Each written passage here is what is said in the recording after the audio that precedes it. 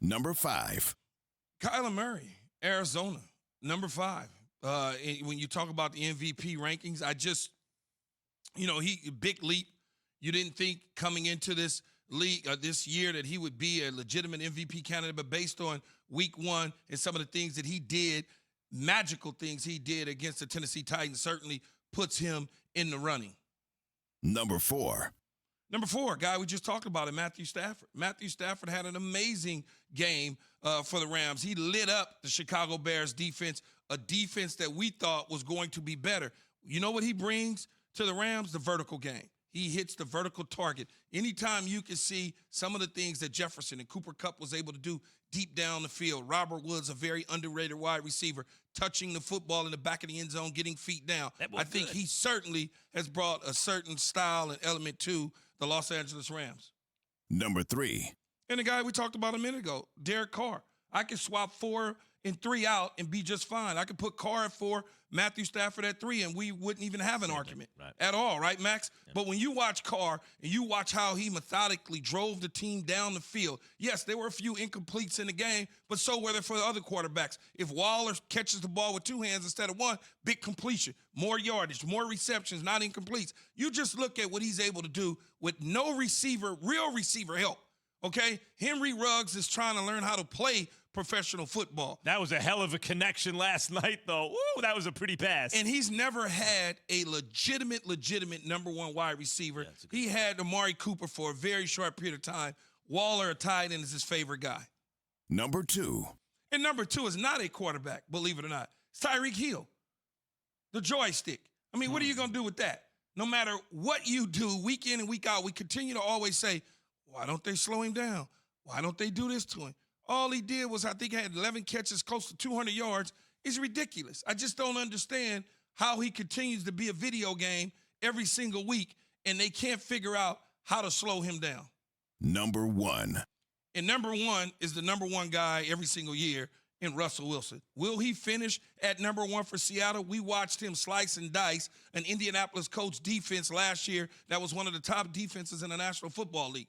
Yes, he's gotten the ball to Lockett in Metcalf, and he certainly has put the passing game and the Seattle Seahawks offense on his back. The one thing that he needs to do is continue to play like that. Less Sierra and Russell Wilson, more Russell Wilson and the Seahawks. Listen, when they made that Max Unger for Jimmy Graham trade, that protection up front was different for Russell Wilson. That's been a problem since then. Hopefully they got that right. Key, the thing that jumps out to me is... Wait a minute, you forgot about Tom Brady. Wait a minute, you forgot about Patrick Mahomes. You didn't forget about Aaron Rodgers. This week. You forgot about Aaron Rodgers. Not this week. That's this week. Yeah. That'll change next week. Shane, don't you have... Shane, because I was thinking about Shane Waldron. Don't you think that them opening up the playbook... and Where's Jameis Winston? And Russell getting a new offensive coordinator. I mean, the amount of time they ran play action, it seemed like double the amount of times I've seen him run it before. Opened up the playbook. How much does that play into the success for Russell? Well, you know what you just saw there. You saw the Rams offense with Russell Wilson. That's what you saw. You saw somebody duplicating what Sean McVay did with Matthew Stafford and did a little bit with Jared Goff is what you saw with Russell Wilson in Seattle. The thing that jumps out to me is the Tyreek Hill pick. I want to talk about Tyreek Hill for a second.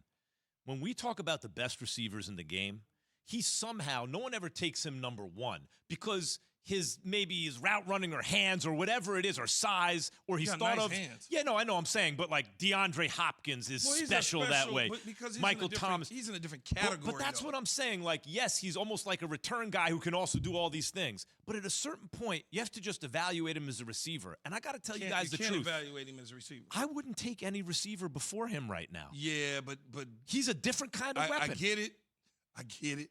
I understand it. We're redoing the draft all over again. The reality of it is he's not a receiver. He's just in a special category. A weapon. It's a jack of all trades and a master of none. If you call him, he's in a receiver pool, right, and you get 1 pick, is it reasonable to say whatever the other guys can do or can't do, he gives me something just different than anyone else? I got to take him. Depends upon what you like, right? So who's healthy? Everybody. D-Hop, Are we factoring in age? Yeah. Yeah. Oh, but see, we can't do that. Or, well, I mean, why not? Okay, so don't factor in age. I don't know. Are we factoring in quarterback, Well, right? no, That okay, also so makes let's do this. Let's just say a receiver, put him in the pool, Yeah. and you need one guy, and they're healthy no matter what. Just forget the age. They're all the same. We're looking at the skill set, just the skill set. Michael Thomas or DeAndre Hopkins. Julio Jones. If Julio Jones is still healthy. Julio, but we played player or brand earlier.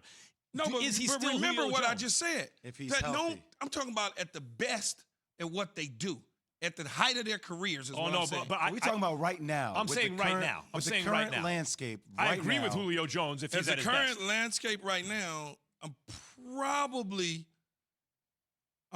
probably gonna take Tyreek. That's what I'm saying. Yeah. That's crazy. That's what I'm What'll be the one saying. thing Somehow he's never talked about that way. Like this is my whole No, point. because I know what to do with him.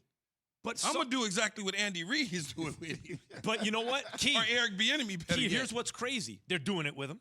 Yeah. He's doing it. Yes. And still somehow, when we talk about the best receiver in the game, it's almost like people are reluctant to say, you put him number 2 MVP right now. People are reluctant to say, it's Tyreek Hill, in fact. Here's what I say, Buttercup. Here's what I say. Buttercup. When you look Talking to Jay and not me. you look at Tyreek's numbers, right? He's not a 120 catch guy. Right. So you know how that goes. Yeah. If he catches 120 balls and he has 1,400 yards and 17 touchdowns, Then he's anointed. he's anointed. Yeah. But he's going to be a 70 catch guy for 1,100 yards and 9 touchdowns.